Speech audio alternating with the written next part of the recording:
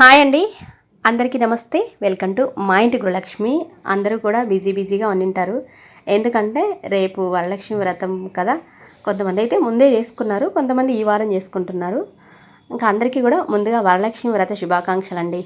ప్రతి ఒక్కరు కూడా అమ్మవారిని చాలా చక్కగా అలంకరించి వ్రతం అయితే చేసుకోండి. ఇంకా నేను కూడా ముందైతే షాపింగ్ అయితే చేశానండి. ఈ 2 రోజుల నుంచి నాకు వీడియో ఎడిటింగ్కి టైం లేక ఎడిటింగ్ అయితే చేయలేదు. ఇది యాక్చువల్గా సోమవారం రోజు లాగు.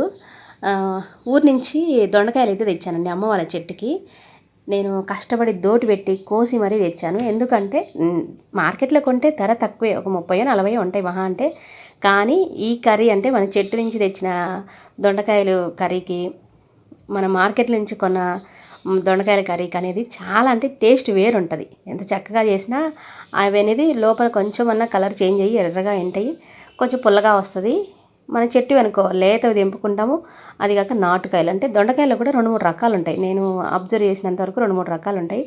మా ఇంట్లో అయితే మా చిన్నప్పటి నుంచి మా ఇంట్లో ఎప్పుడు కూడా దొండపాదు ఉంటుందండి. దొండపాదు, కాకరపాదు ఇలాంటివి ఉంటాయి. ఇంకా అసలు మా అమ్మ అయితే ఈ సంవత్సరం ఎక్కువ అయిందని అంత తెంపేసిందంట. లేకుంటే ఒక 2-3 రోజులకి 2-3 కేజీలు వస్తాయి దొండకాయలు. అంత పెద్దగా 2-3 పాదులు అయితే ఉన్నాయి.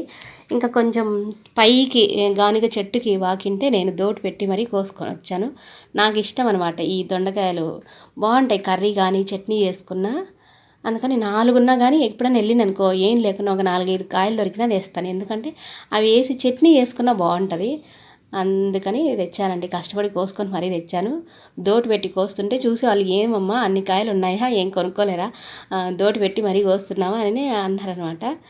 ఎందుకంటే నాకు ఎక్కువ ఇంటి దగ్గర పండిన అవైతే కూరగాయలు ఇష్టం అండి. అందుకని అలా తెచ్చుకుంటాను ఊరు వెళ్ళినప్పుడు ఏవైనా కానీ. ఇంకా సింపుల్గా వంట అయితే చేసి ఉగ్గాని చేశాను. యాక్చువల్గా ఉగ్గాని దొండకాయ కర్రీ చేశాను. దొండకాయ కర్రీ కూడా కొంచెం చేశానండి. తర్వాత పూజ అయితే చేశాను. ఇవి కూడా కాగడాలు అయ్యి ఊరి నుంచి తెచ్చినవే, కనకంబరాలు అవి కొన్ని ఉంటే అవి కూడా పెట్టి పూజ అయితే చేశాను సింపుల్గా. ఇంకా ప్రతిరోజు అయితే దీపాలు అయితే మారుస్తానండి. రకరకాలు ఒక 7 రకాలు అయితే ఉన్నాయి. మట్టివి కూడా కొన్ని ఉన్నాయి. ఇవి కడగనప్పుడు మట్టివి కూడా యూజ్ చేస్తాను నేనైతే. ప్రతిరోజు మనం పూజకి ఉపయోగించే ఈ దీపాలు అనేవి కడిగి మనం చేయాలంటారు మన పెద్దవాళ్ళు. అందుకని అలా రకరకాలు ఉపయోగిస్తారండి. కడగకుండా కనీసం తుడిచైనా చేయాలంటారు.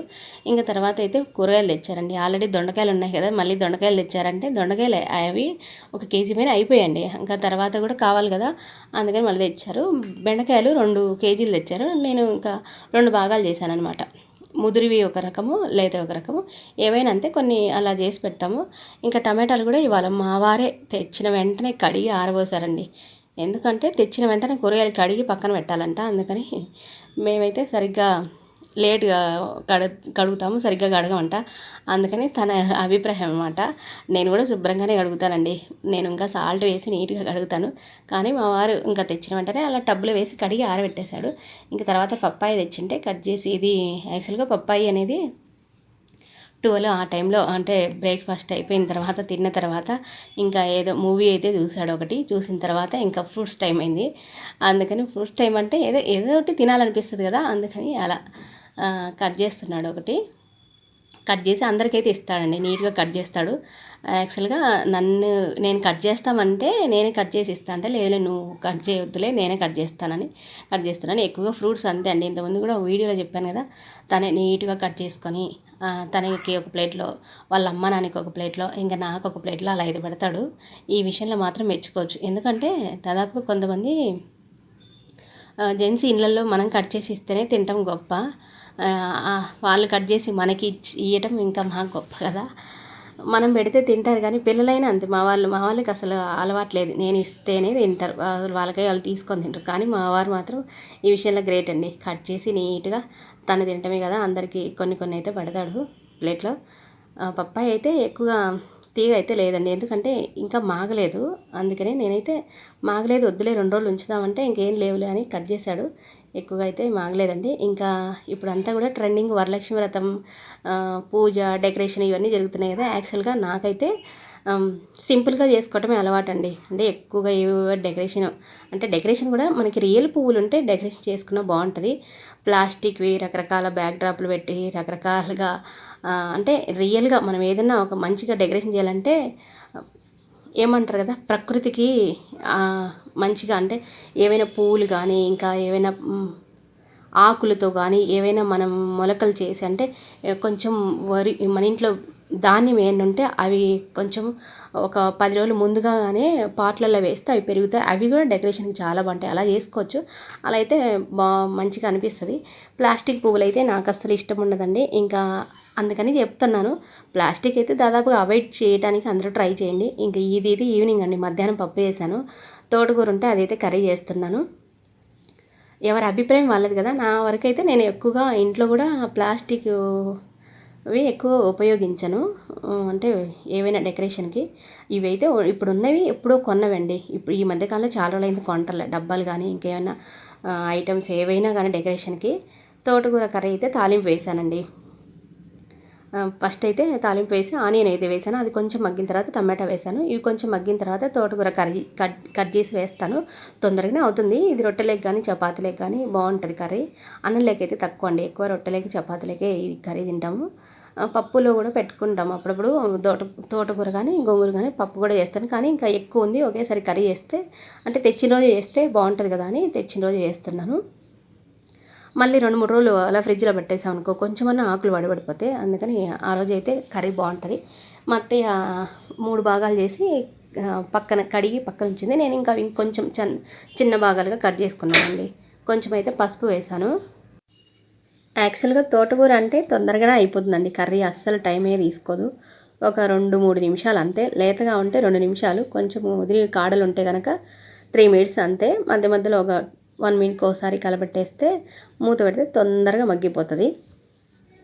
నేనైతే ఒక 2 టైమ్స్ కలబెట్టి మూత పెట్టి అలా ఆవిరిపోకుండా, అంటే ఏమైనా ఇలాంటి కర్రీ చేసుకునేటప్పుడు ఇందులో ఉన్న పోషకాలు పోకుండా ఉండాలంటే ఆవిరిపోకుండా మనం ఏదైనా మూత పెట్టేస్తే ఆవిరిపోకుండా ఉంటుంది. అలాగే పోషకాలు కూడా పోకుండా ఉంటాయి, తొందరగా అవుతుంది. ఇంకా ఇందులో అయితే వెల్లుల్లి మాత్రం వేస్తానండి అంతే.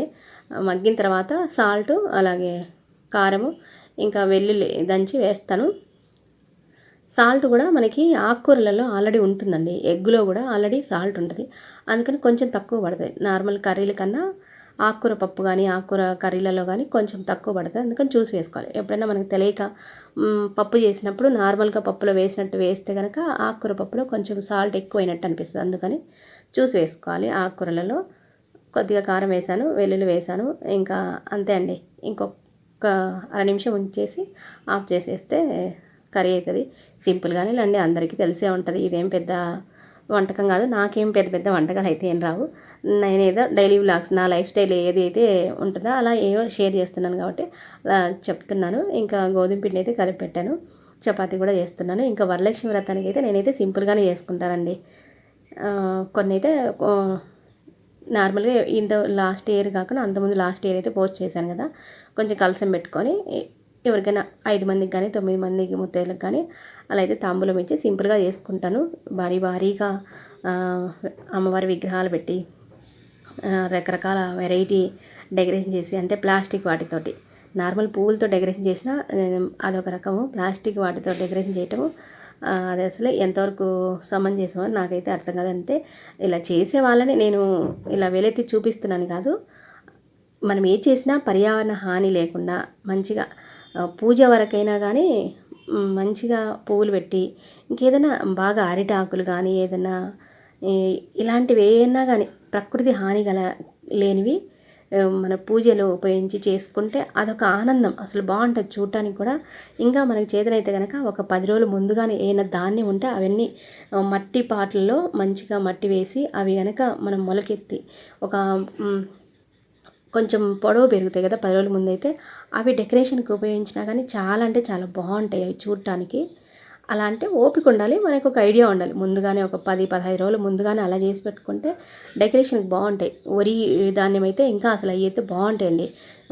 బాగా ఎక్కువగా వేసామనుకో ధాన్యము చిక్కగా పెరుగుతాయి, బాగుంటాయి కూడా పాటలలో. డెకరేషన్ అమ్మవారికి డెకరేషన్ చేయడానికి అవి చాలా బాగుంటాయి. నేనైతే చూశాను కానీ ఎప్పుడు చేయలేదండి. నేను నా వరకైతే ఎక్కువ కొన్ని పువ్వులు ఉంటాయి, ఆ పువ్వులతోనే సింపుల్గా డెకరేషన్ చేసుకుంటాను. ఎవరి ఇష్టం వాళ్ళది కదా. ఇంకా నేనైతే చపాతీ వేసి మా బాబుకు పెట్టేశాను. తర్వాత రొట్టె అయితే చేస్తున్నానండి. ఇది జొన్న రొట్టె, ఒక 5 రొట్టెలు అయితే చేశాను. వేడి నీళ్ళలో వేసి కలిపాను కదా, అది కలిపి ఇంకా రొట్టె చేస్తున్నాను. నాకు చల్లనీళ్ళు పోసి అంటే నార్మల్ వాటర్ వేసి కలిపి చేస్తే నాకు విరిగిపోతుంది రొట్టె, అలా చేయనీకి రాదు. అందుకని వేడి నీళ్ళు కాంచి కొంచెం పిండి వేడి పిండినే చేస్తాను. చాలామంది నార్మల్ వాటర్లో వేసి అంటే పిండి చల్లనీళ్ళు మనం చపాతీకి కలుపుకుంటాం కదా, అలా కలిపి కూడా చేస్తారంట. అలా అయితే నాకు అసలు రాదు. అందుకని ఫస్ట్ నుంచి నాకు ఇలా అలవాటు కాబట్టి ఇలానే చేసుకుంటున్నాను. ఇంకా రొట్టెలు అయితే కొంచెం ఇదైతే ఫస్ట్ పెద్దది చేశాను, కానీ పెద్దదైతే తర్వాత ఇది రెండోది. అన్నీ కూడా తీస్తే లెంతీ అవుతుంది కదా, అందుకని తీయలేదండి. ఆల్రెడీ జొన్న రొట్టె చేయటం 1-2 వీడియోలు అయితే చేశాను. ఇంకా డైలీ ఉంటుందండి మా ఇంట్లో ఈవినింగ్ ఏదో ఒకటి చపాతీ కానీ రోటీ కానీ 2 అట్లా చపాతీ రోటీ 2 ఉంటాయి దాదాపుగా. మా బాబు ఎక్కువగా చపాతీ ఇష్టపడతాడు, అందుకని వాడికల్లా చపాతీ చేస్తాను. ఇంకా మామయ్యకి మాకి తలా ఒక్కొక్క రొట్టె లేదంటే 2 రొట్టెలు అలా ఉన్నదాన్ని బట్టి చేస్తానండి. చపాతీ తినాలనుకున్న వాళ్ళకి చపాతీ, లేదంటే రోటీలు. కొంచెం మందంగా చేసుకుంటే బాగా కాల్చుకుంటే పూరిలాగా అయితే పొంగుతాయి. ఒక సైడ్ గాలి పోతుంది అనుకో, అక్కడ మనం ఈ గెరిట అయితే అలా అడ్డం పెట్టామంటే అది పోకుండా పూరిలాగా పొంగుతుంది. చక్కగా కాల్చుకుంటే బాగుంటాయి. మా మామయ్య అయితే ఒక రొట్టె కర్రీలో తింటాడు, ఒక రొట్టె పెరుగులో తింటాడు. ఇంకా మా ఇంట్లో 2-3 రోజుల నుంచి భాగవతం అయితే చూస్తున్నారండి. ఇంతకుముందు మేము రామాయణం చూసాము, 2 సార్లు చూసాము రామాయణం అయితే. మహాభారతం కూడా 2 సార్లు చూసాము. అసలు మహాభారతం అయితే చాలా బాగుంటుంది. నాకు మహాభారతం కన్నా రామాయణం చాలా ఇష్టం. అసలు మనం అలాంటి ఏమైనా చూసామనుకో మన ప్రవర్తనలో కూడా మార్పు వస్తుంది. అసలు చాలా బాగా అనిపిస్తుంది. ఇప్పుడు భాగవతం అయితే చూస్తున్నారు. భాగవతం కూడా చాలా బాగుందండి. దీంట్లో రకరకాల అంటే రకరకాల కథలు ఉంటాయి, చిన్న చిన్నగా ఉంటాయి కథలు, చాలా ఉంటాయి. బాగా అనిపిస్తుంది. ఇంకా అవి చూస్తున్నారు. మా వారు ఏదన్నా ఇంటి దగ్గర ఉంటే ఇలాంటివి అంటే ఖాళీగా ఉన్నప్పుడు అసలు వర్క్ ఏం లేనప్పుడు ఖాళీగా ఉంటాడు. అప్పుడు ఇలాంటివి ఏమైనా ఫస్ట్ నుంచి ఎపిసోడ్లు పెట్టి చివరికి అయిపోయేదాకా ఇంకా చూస్తూ ఉంటాడు. రొట్టె తినటం అలవాటు చేసుకోవటం మంచిదండి. ఎందుకంటే ఇది హెల్దీ ఫుడ్, మిల్లెట్స్తో చేస్తారు కదా. అంటే రాగి రొట్టె కానీ, జొన్న రొట్టె కానీ, సొద్ద రొట్టె ఇవన్నీ హెల్త్కి మంచిది. ఒక్క చుక్క ఆయిల్ కూడా ఉండదు. మంచిగా కర్రీతో తిన్నామంటే హెల్త్కి మంచిది. మన పెద్దలు ఇదివరకటి కాలంలో ఇలాంటి ఫుడ్డే తినేవాళ్ళు కాబట్టి వాళ్ళు ఎంత పొలం పనులు చేసినా కానీ హెల్తీగా ఉండేవాళ్ళు. అందుకని కొంచెం మేమైతే ఎక్కువగా రొట్టెనే తింటామండి.